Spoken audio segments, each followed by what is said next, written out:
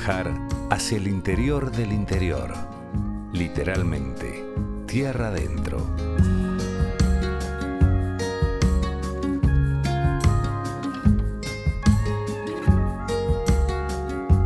En estos años, diferentes temáticas fueron puestas en foco.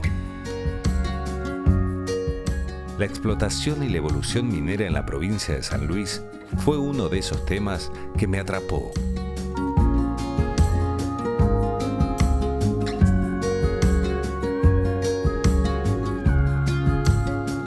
Las ofrendas de la naturaleza se manifiestan, y es el hombre que en su búsqueda de supervivencia desarrolló mecanismos de explotación.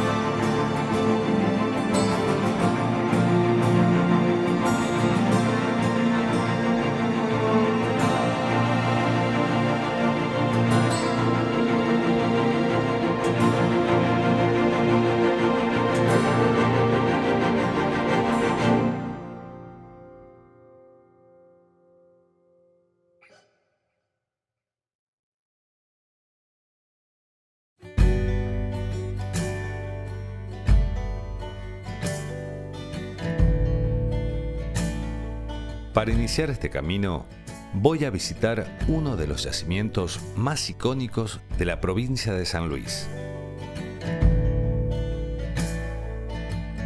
Llego hasta La Carolina, un pueblo pequeño situado a 80 kilómetros de la capital puntana.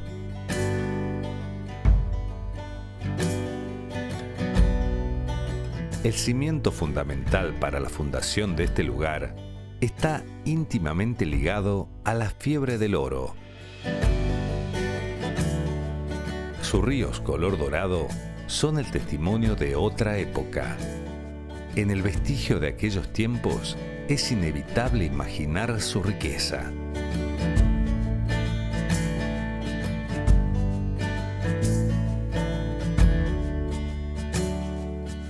Pablo, contame un poquito de la minería en La Carolina.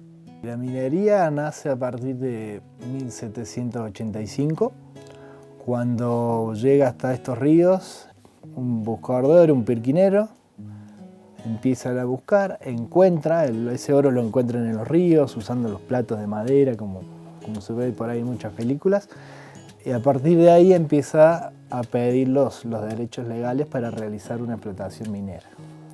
En ese momento las explotaciones mineras no es lo que hoy se ve una gran empresa con maquinaria, sino que era una parcela que le daban a la persona que la pedía, pagaba una concesión y ahí empezaba a trabajar.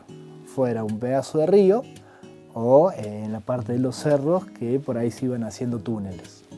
Actualmente se llaman de anuncios mineros y sí tienen cierta cantidad de metros.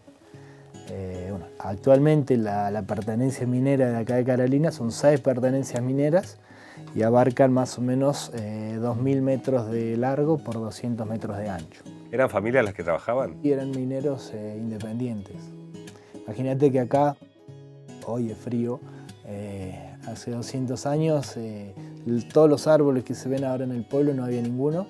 O sea, el paisaje que tenés en Carolina era piedras y coirón, que es el pasto de altura.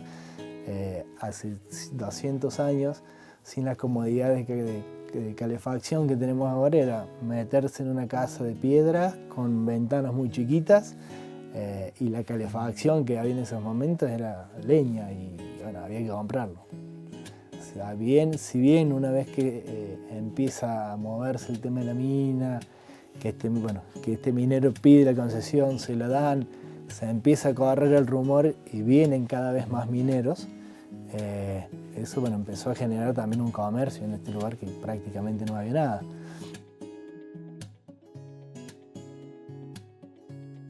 No todo el que venía era minero, que bueno, eso también fue la famosa fiebre del oro que sucedió en muchísimas partes.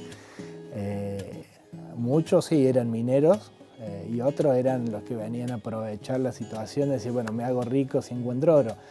Entonces muchos de esos túneles que están en el cerro no tienen 2-3 metros de profundidad y ahí se acabaron. Sí. Y aparte, bueno, el oro acá en la zona lo encontrás en una roca gris, que se llama andesita. Bueno, se ve bastante en el cerro, pero tampoco es que cada una de esas piedras tenga oro. Entonces, el que no sabía veía esa piedra, empezaba a trabajar y capaz que estaba 2 meses haciendo un pozo y no encontraba nada. Contame un poco de los periodos de explotación. Mira, bueno, después de este trabajo manual desde que se funda el pueblo, esa primera explotación, que eran mineros independientes que le pagaban a la corona un impuesto que se llamaba el quinto real. Eso sucede hasta más o menos las invasiones inglesas. Después de ahí hay un tiempo donde está parada la minería, porque fueron después las guerras de independencia, entonces mucha gente se vuelca a todos estos problemas. Y después, bueno, lo que contábamos, que no salía mucha cantidad de oro, entonces la gente se va dedicando a otra cosa. Después, a partir de 1850, 1870, ahí viene una segunda etapa más importante, pero ahí ya vienen las compañías inglesas. Actualmente, ¿qué función tienen las minas? Lo que es la visita a la mina, el ingresar a la antigua mina, es el fuerte de la explotación turística. Es como una cosa distinta que no lo podés hacer en muchas partes de Argentina. Yo creo que tenés 4 o 5 lugares donde podés entrar a alguna mina, y bueno, le llama la atención eso a la gente. ¿Quedan muchas minas todavía? ¿Cuántas? ¿Tenés idea qué cantidad hay de minas? Mira, así túneles dentro de estas 6 pertenencias mineras, hay casi 90 túneles. La mayoría derrumbados e inundados, y el único habilitado por la Dirección de Minería es el que usamos nosotros para hacer las visitas guiadas.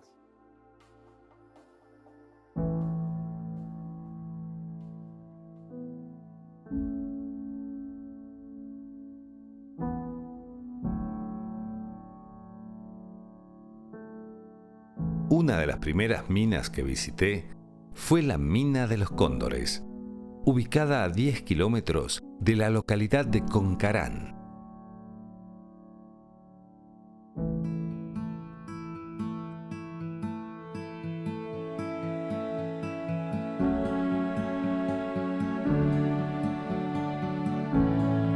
Este lugar era un pueblo.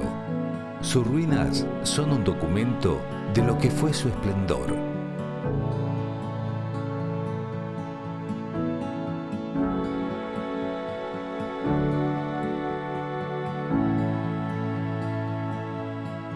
En la actualidad se explota únicamente con fines turísticos, pero su historia es cautivante. ¿Qué me puedes contar de la historia de la mina de los Cóndores? Se empieza a trabajar más o menos a fines del siglo XIX. En realidad la historia o la leyenda quizás dice que el que la descubrió fue el empleado del dueño del campo. El dueño del campo era Medardo Aguirre. Dicen que un empleado encuentra una vez un mineral oscuro, muy pesado, que le llama la atención, se lo muestra al dueño y el dueño con otro amigo deciden hacer una denuncia por ese mineral. Y en realidad la denuncia parece ser que se equivocan en el mineral que era, la hacen por manganeso, creen que es un mineral de manganeso, cuando en realidad era de wolframio. Eso fue allá por el año 1897, según relatan algunos historiadores. Y a partir de ahí empieza, bueno, la historia, esta gente no la explota, simplemente hacen la denuncia y se interesan una empresa alemana y tuvo mucha importancia en la Primera y Segunda Guerra Mundial, porque era la empresa que fabricaba las armas para Alemania. Esto es importante porque muestra un poco, ya desde el principio, la estrecha relación que había entre la producción de wolframio y tungsteno y las guerras. ¿Por qué? Porque este elemento se usa mucho para la construcción de armas. Trabajan desde fines del siglo XIX hasta que termina la Primera Guerra Mundial. La mina la compra, o sea, adquiere los derechos un norteamericano que forma una empresa y empieza a trabajar un poco antes de la Segunda Guerra Mundial, empieza como en el 32. Y ahí tiene como otra gran época de crecimiento durante sobre todo la Segunda Guerra Mundial. Y ahí pasó algo muy particular, en el 43, digamos, el precio del tungsteno se multiplica por 10. Sube muchísimo porque había una competencia muy fuerte entre Alemania y Estados Unidos por el tema del tungsteno. O sea, Alemania necesitaba tungsteno para su industria bélica. Y entonces una de las maniobras que hace es Estados Unidos compra todo el wolframio y tungsteno que se produce en el mundo. Y eso hace que suba muchísimo el precio. Y ahí se logra casi el máximo de producción, en San Luis por lo menos, de tungsteno, porque el precio es altísimo. Sube el precio, pero una vez que se acaba la guerra, cae el precio del tungsteno. Entonces, terminada la guerra, en el 45, en el 46, el tungsteno vale muy poco y entonces cierra nuevamente la mina. Y empieza nuevamente a explotarse en el 49, vuelve, hay otra empresa que se creó, una empresa argentina que se llama Sominar, y esta empresa empieza a trabajar, renueva toda la planta, crea una nueva edificación, amplía muchísimo todo lo que era la zona de la mina, y sobre todo empieza la guerra de Corea en el 50. O sea, está estrechamente ligado con la guerra. Muy ligado, digamos, con la guerra. Este mineral se usa mucho, bueno, en la industria bélica, porque la característica que tiene es que tiene un elevadísimo punto de fusión. Es uno de los elementos que funde a más alta temperatura, funde como a 3.400 grados. Entonces, cuando se le agrega el acero resiste altísimas temperaturas y no se funde. Entonces, las maquinarias, como las armas que necesitan trabajar a altas temperaturas, el wolframio les da resistencia a alta temperatura. Claro, entonces se ponen los aceros de los cañones y todo eso, tienen eso. Además, es muy duro, es durísimo. Entonces, también las puntas de los misiles, la punta de las armas, de algunos tipos de balas que van recubiertas, también tienen tungsteno porque le da dureza. Y se usa mucho también en las herramientas de corte, que también tienen que trabajar a alta temperatura y mantener mucha dureza. Se usa esto, las sierras que se usan para cortar acero, muchas son al tungsteno o al wolframio. Tiene varios usos, sobre todo en la industria. Entonces, los países que han consumido eso han sido o en la industria bélica o en la industria pesada, sobre todo se usa mucho, entonces siempre se ha consumido ahí. Si el precio sube mucho, quizá el wolframio de San Luis pueda llegar a ser explotable, porque Los Cóndoros no es la única mina, hay muchas minas en San Luis. San Luis es una provincia rica en wolframio, sí, en el Morro, en la zona de Carolina, en muchos lugares hay wolframio. Así que es una provincia rica en este elemento.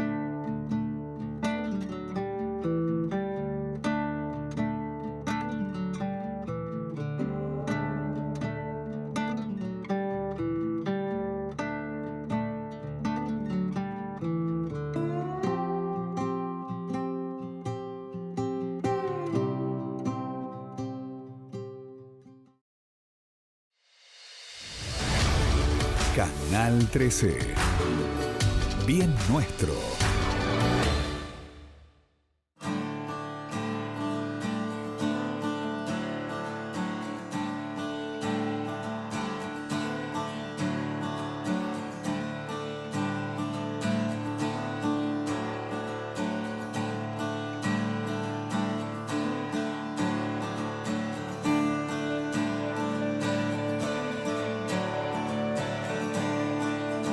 La minería es un regalo, tan compleja en su constitución que comparte vínculos con el azar.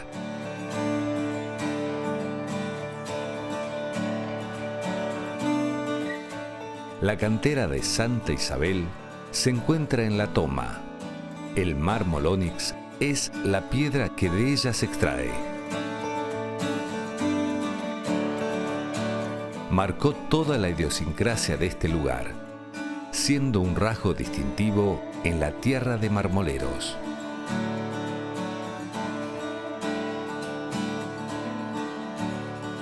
¿Qué me podés contar de la cantera que está en La Toma? ¿Cómo se llama la cantera? La cantera en general se llama Santa Isabel.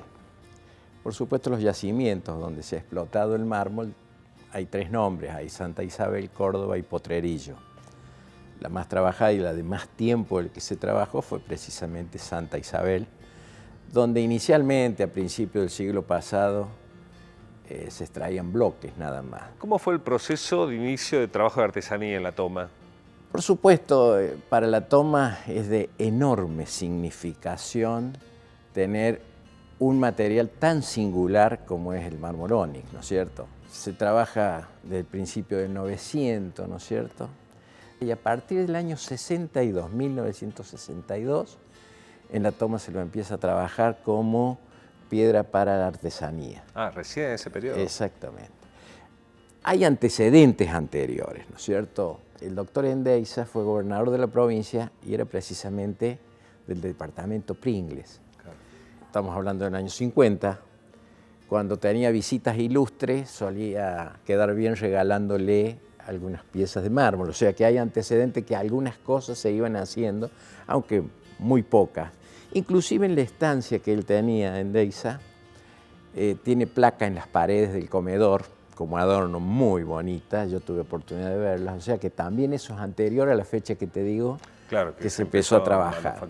Lo que ocurre es que se empezó a trabajar masivamente y ahí viene otra historia, porque fue en ese año donde se cierra la minería metalífera en el país, ¿no es cierto? Y fundamentalmente La Toma ocupaba un papel predominante en la explotación de tungsteno fundamentalmente, que es una metalífera. Y al cerrarse, quedaron todos sin trabajo, claro, pero mucha gente. Imagínate que en La Totora había también 1000 obreros, eso se dejó de explotar. En la zona de Carolina, Teodolina, todos esos sectores también había muchas minas explotadas, se dejaron de explotar. Y toda esa gente, en su gran mayoría, fue a parar a La Toma. Entonces generó un problema social bastante fuerte. Aparece el mármol. Y el mármol tiene la característica que trabaja toda la familia. Ah, mira vos. Entonces, trabajan todo. Y cuando surge, lo hace con tanto impacto e introducción en el mercado, que registrado en el municipio, ¿no es cierto?, hasta los años 70 había más de 120 marmolerías o talleres de artesanía, ¿no es cierto? Entonces era muy importante. Claro. Más allá de ser la principal actividad económica en este momento, es una expresión cultural, ¿no es cierto? La Toma es conocida, si se quiere, mundialmente por esa característica, claro, ¿no es cierto?, símbolo de tener del lugar, tantos artesanos, ¿no es cierto? Te vuelvo a eso, la capilla que está ahí instalada, ¿a qué función tenía? Una iglesia que tenía un altar muy bonito, todas las cuestiones que tenía dentro eran muy antiguas, yo no sé qué destino tuvo eso. Aparte porque históricamente, claro, es muy lindo. Y si vemos donde está descubierto así el terreno, los cimientos de la iglesia son de mármol, de piedras de mármol. Es decir, la más cercana la tenían a mano. Claro. Al lado había una pileta inmensa y las paredes eran de mármol, ¿no es cierto?, de piedra de mármol. Yo recuerdo eso y digo, ¿cuánto hemos tenido? Y a lo mejor... Claro. El muestrario de lo que había en la tierra estaba ahí, o sea, lo podías ver directamente ahí. Imagínate vos, el cerro donde está la cantera, el cerro más bajo de la formación esa del Rosario, se denomina Tiporco. Y Tiporco en la lengua indígena quiere decir canasta de piedra. Es decir, nada más simbólico todo, que es muy simbólico. Tal cual.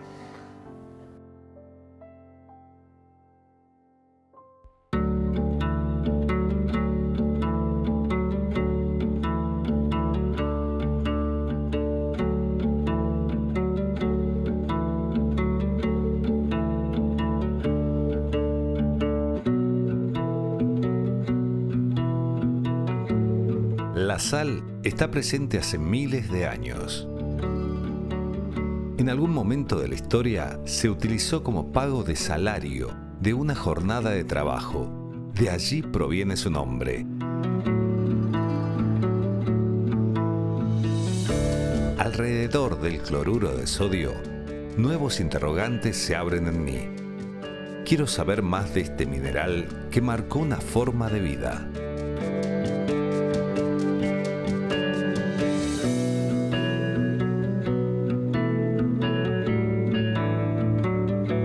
Nuestra salina, digamos. ¿Por dónde le encaramos a la salina? ¿Cómo la abarco? Porque la historia es grande, vos recién me contabas que tiene mucha historia la salina. ¿Hace cuánto se hizo la salina? Sí. La evolución de las salinas, del bebedero específicamente, data de hace 20.000 años aproximadamente, quizás un poquito más. Era un lago muy grande, más grande, el doble o el triple de lo que es actualmente, cuyas aguas las recibía del desaguadero que tiene su desembocadura en la zona sur de Salinas del Bebedero. ¿Cómo se verifica la edad que tiene la salina? Esto ha sido datado a través de unas conchillas, litoridina y chilina parchapi, que se llaman, que son dos caracolitos chiquititos que han sido encontrados en estos sedimentos de playa que están hacia la zona norte de Salinas del Bebedero. Fueron datados a través de carbono 14 y dio una edad de 20.000 años.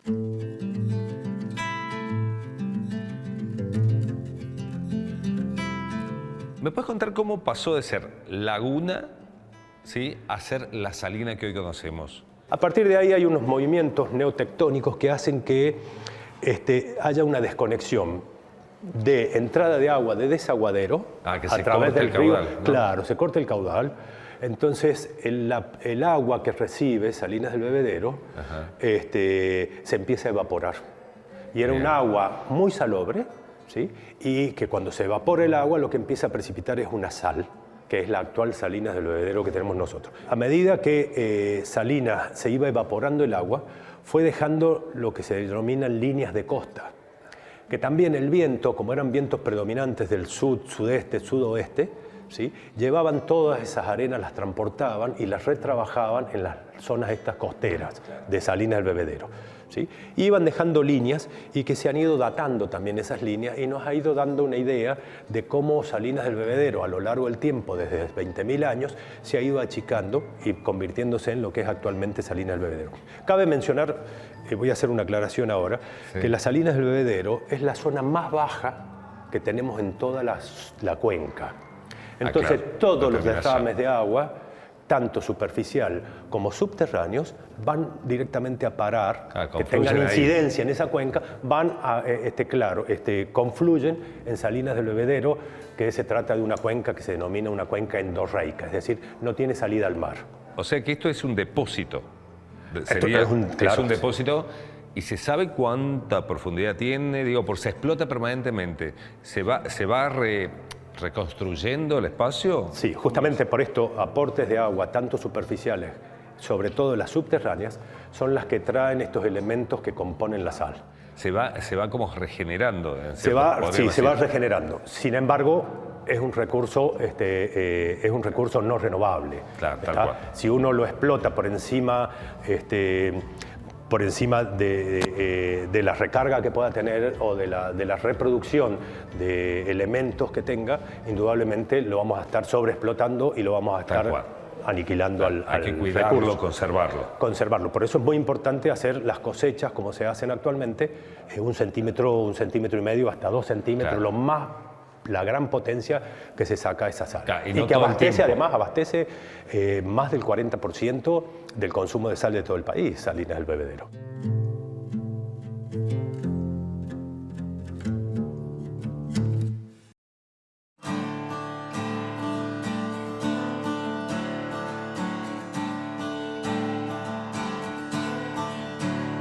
Indagar es un ejercicio que enriquece la mente. El conocimiento es un mecanismo que pone a prueba lo adquirido.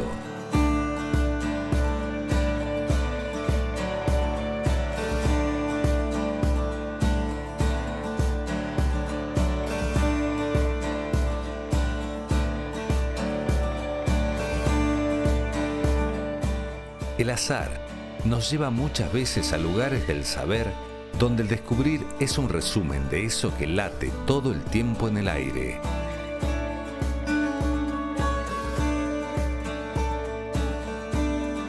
El pasado condensa historias donde lo intangible y lo material suelen unirse en una comunión de alquimia.